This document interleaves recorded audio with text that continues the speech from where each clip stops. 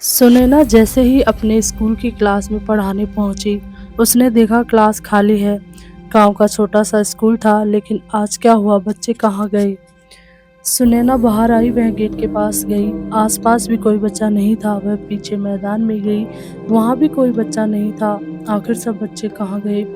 यह सोचती हुई वह वापस जाने लगी। अभी स्कूल के गेट से बाहर निकली ही थी कि रामप्रसाद, उस स्कूल का चपरासी, मिल गया। वह उसे देखते ही चौंक गया। अरे मैडम आप! सुनैना ने कहा, पहले यह बताओ कि सारे बच्चे कहाँ हैं और तुम स्कूल को खुला छोड़कर कहाँ घूम रहे हो? रामप्रसाद घबरा गया। वह बोला, मैडम आपकी तबीयत बहुत खराब थी, इसलिए मैं तो आपको देखने अस्पताल गया था। सुनैना को अब और ज़्यादा गुस्सा आ गया। वह बोली, किसने कहा तुमसे कि मेरी तबीयत खराब है? मैं यहाँ बच्चों का इंतज़ार कर रही हूँ। रामप्रसाद बोला, मैडम वो वरुण ने कहा था। जब बच्चों ने सुना तो वे सब अपने अपने घर चले गए। मैं आपको देखने अस्पताल चला गया। सुनैना बोली, तुम्हें वरुण का घर पता है क्या? तो चलो मेरे साथ। दोनों वरुण के घर पहुंच जाते हैं। वरुण घर के अंदर सो रहा था। वहां पहुंचकर सुनैना ने उसकी माँ से बात की। देखिए आपका बच्चा हद से ज़्यादा झूठ बोलता है। वह भी ऐसे कि सब विश्वास कर लेते हैं। कभी कहता है मेरी माँ मुझसे घर का काम करवाती है, कभी मेरे पापा मुझे मारते हैं। आज तो उसने हद ही कर दी, मेरी बीमारी की खबर फैलाकर स्कूल की छुट्टी ही करवा दी। सुनीता जी ने कहा, हे भगवान, मैंने तो कभी इससे घर का काम नहीं करवाया और इसके पिता तो इससे बहुत प्यार करते हैं। उन्हीं के लाड प्यार से ये बिगड़ गया है। आप रुकिए, मैं अभी उसे लेकर आती हूँ। सुनीता वरुण को देखने घर के अंदर गई, लेकिन यह क्या, वह तो सारी बात सुनकर पिछले दरवाजे से भाग गया था। सुनीता जी ने आकर बताया कि वह भाग गया है, तो सुनैना ने कहा, आप अपने पति के साथ उसे लेकर कल स्कूल आइए, वहीं बात करेंगे। अगले दिन वरुण को साथ लेकर स्कूल पहुंच जाते हैं। सुनैना उनसे कहती है, देखिए हम इसे अपने स्कूल में नहीं रख सकते। मैं इसका नाम काट रही हूँ, आप इसे कहीं और पढ़ा लीजिए। भजनलाल जी ने हाथ जोड़ते हुए कहा, मैडम ऐसा मत कीजिए, यहाँ आसपास कोई भी स्कूल नहीं है। मैं आगे से इसकी गारंटी लेता हूँ, ये कभी झूठ नहीं बोलेगा।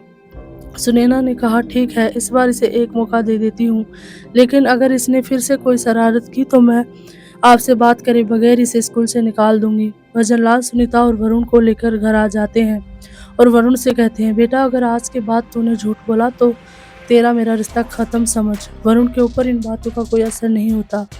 वह अपने पिता की बातों पर ध्यान नहीं देता है। अगले दिन से वह स्कूल जाने लगता है। कुछ दिन तक तो वह अपने आप को रोक कर रखता है, लेकिन उसे झूठ बोलने की आदत थी। लोगों को परेशान करने में उसे बहुत मजा आता था।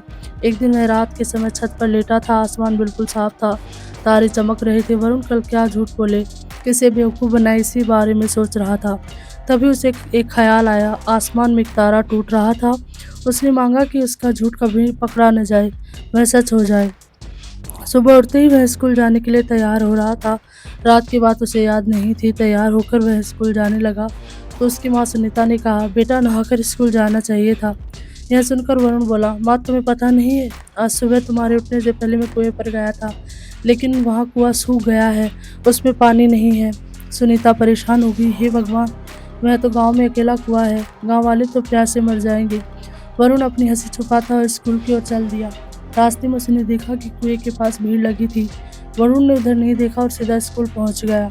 कुछ देर पढ़ाई करने के बाद वरुण को प्यास लगी।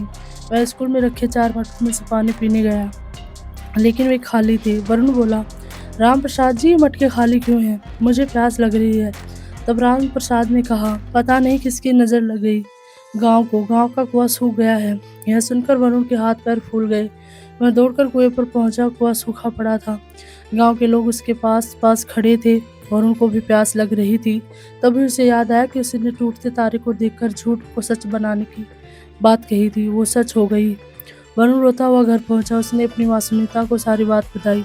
सुनीता ने यह सुनकर कहा, मूर्ख, तूने अपने साथ साथ पूरे गांव के लिए संकट खड़ा कर दिया। अब गांव के लोग, उनके बच्चे सब प्यासे मर जाएंगे। पानी का दूसरा कुआं यहाँ से कई किलोमीटर दूर है। वरुण ने कहा, माँ मैं एक और झूठ बोल देता हूँ, क्या पता इससे पानी आ जाए। उसने कहा, कुएं में तो बहुत पानी है। कहकर सुनीता को लेकर वह कुएं पर पहुंचा, लेकिन वह अभी भी सूखा था। सुनीता ने कहा, तेरे एक ही बार झूठ को सच करने के लिए वह तारा टूटा था। अब वह काम नहीं करेगा। वरुण रोने लगा। पूरे गांव में यह बात फैल गई। सभी वरुण और उसके माता पिता को कोसने लगे। वरुण के माता पिता बहुत परेशान हो गए। रात होने लगी थी। वरुण और उसके माता पिता वहीं कुएं के पास बैठे थे। उसके पिता को बहुत प्यास लग रही थी। वे तड़पने लगे। वरुण रोने लगा, भगवान मेरे झूठ को झूठ बना दो। मैं अब कभी झूठ नहीं बोलूंगा। मेरे पिता को बचा लो। तभी एक और तारा टूट गया। वरुण ने देखा कुएं में से आवाज आ रही थी। उसने देखा उसमें पानी भर रहा था। वह पानी ऊपर तक आ गया था। वरुण ने पानी निकाला और अपने पिता को दिया। उसके बाद वरुण ने कहा, मैं कसम खाता हूँ आज के बाद कभी झूठ नहीं बोलूंगा। वरुण के माता पिता सभी गांव वालों को बुला लाए। पूरा गांव बहुत खुश हुआ। वरुण की झूठ बोलने की आदत छूट गई थी। आपको कहानी कैसी लगी कमेंट सेक्शन में ज़रूर बताएं। वीडियो को लाइक करें, शेयर करें, चैनल को सब्सक्राइब करें।